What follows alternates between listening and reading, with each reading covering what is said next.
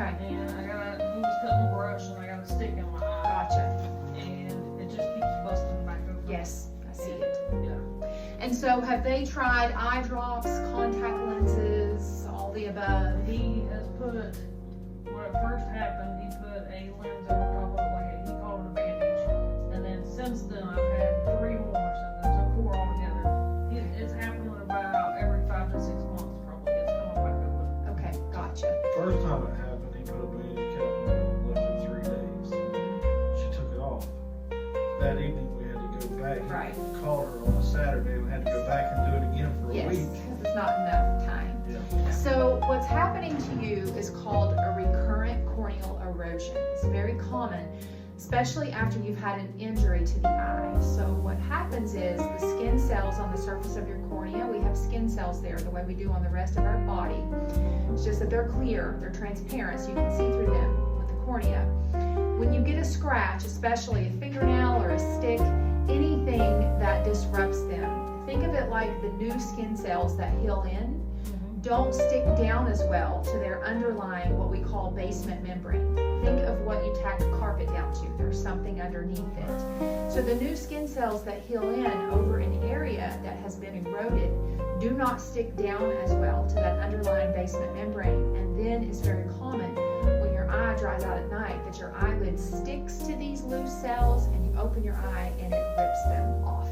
And that's the ripping. And it makes you feel like you have a knife jabbing in your eye. Yeah, right. And that, like you said, at night is whenever, when I first wake up, is whenever I get really dry and That's right. Yeah. That's right. So you've tried the conventional medical treatments for this, which is treatment with a contact lens as well as the eye drops, right? To try and break the cycle. But the gold standard that will cure the problem in 95% of cases is a minor procedure that we do here in the office called a superficial keratectomy. And what I do with that is I remove the abnormal skin cells over this area. So I intentionally create a small abrasion, a small scratch. But then I take a tool and I polish that underlying basement membrane so that the new cells that grow in, it'll make it sticky so that they'll grow in. You can think of it like that, and they will adhere down firmly. That will break the cycle of the recurrent erosion in 95% of cases. It'll cure you from that, okay? Of course, you can still have it come back. It's not often that that happens, not the way that I do the procedure. Okay. So there's eye drops that we give you to numb the eye, but that's it. It just takes me about 5 minutes. You go home, we'll have a Band-Aid contact lens on your eye for comfort. Okay, I will be the one to take that out after you're healed up properly from the procedure, and you have eye drops that you have to use 4 times a day that we'll send to your pharmacy, and we'll instruct you on those after. Okay, and that should help you because that's too much. You're having too much. That's too much. Yeah. Yeah.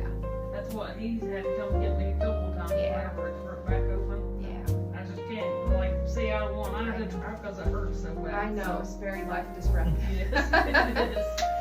Okay. All right, Caitlin, so we're going to get her scheduled for a superficial keratectomy, please, and we will help you get that scheduled at the front desk. She'll send everything off to your pharmacy for Okay. you. So no time off work or anything. I'll be What fine. do you do at work?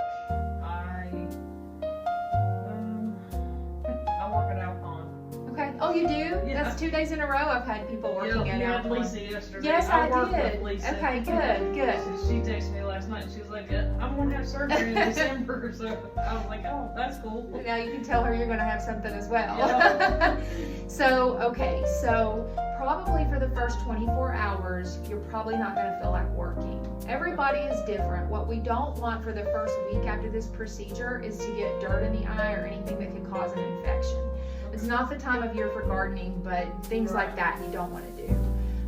When you feel comfortable to drive and you feel comfortable with what you do at work, you can go back. I can give you also a time off slip for as long as you wish.